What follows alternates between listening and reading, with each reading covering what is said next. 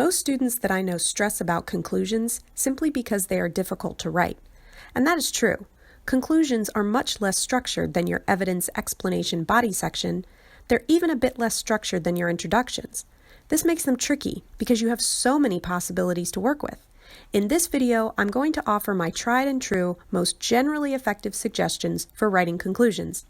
These suggestions are broad enough that they will work for most writing assignments, but specific enough that they should help when that nasty conclusion writer's block hits. Also, I should note that while this video is primarily talking about written conclusions, these same ideas will also work for conclusions in a presentation. It is important to always have some kind of formal conclusion to any piece of writing. If it is an argumentative or opinion piece, you want to take that final opportunity to convince your reader to consider and accept your ideas. If it is an informative research piece, you may use the conclusion to stress the importance of the topic you are reporting on. If it's creative, you have a whole bunch of ways that you can use your conclusion to impact your reader and story: a cliffhanger, an ironic twist, a surprise action from a character. Conclusions give your writing polish. They make it clear that your ideas are well thought out and complete and should be taken seriously. They are also the last thing your reader or audience will remember of your writing, so you want them to be good. If you've watched my other videos, you are hopefully familiar with this introduction triangle. This is the model of a proper introduction, starting from broad discussion of a topic, then gradually transitioning to your specific thesis argument. A good introduction generally follows this model and then can be modified depending on the complexity of your writing piece. I know what you're thinking. Miss Adams, I know how to write an intro, but I thought this video was about conclusions. No worries, it is about conclusions, but introductions and conclusions share some elements. They work together. I found that the best way to start thinking about a conclusion is to flip your intro upside down.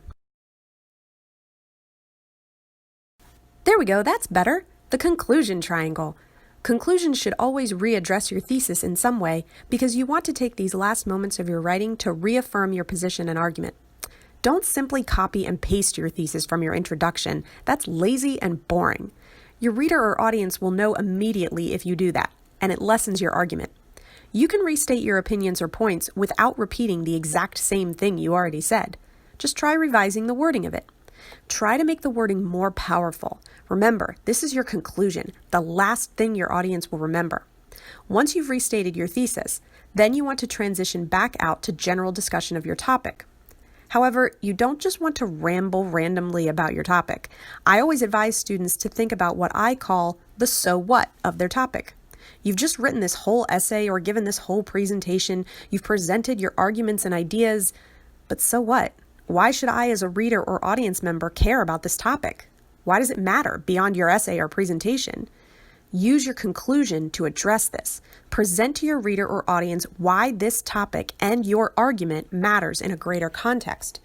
Could it help improve our world or livelihood in some way? Does it impact our community? If you're writing about a novel or play, are there lessons we can learn from the characters so as not to repeat their mistakes in our own lives? Take your specific argument and topic and connect it to your readers' actual lives. This will convince your audience that your points are important and worthy of consideration. Hopefully you can see now how the various elements of an essay work together to develop your ideas in a complete way. Your introduction and thesis present your ideas and argument, your body section presents evidence and reasoning to persuade your reader, and your conclusion connects everything together with wider impact beyond just a school assignment. Each of these parts are important, but the way they work together is what can make your writing great. Don't be intimidated by conclusions. I know they can be difficult at first, but conclusions are just like anything else in life. They require practice. The more you practice writing them, the better they will be. And the best practice comes from good preparation.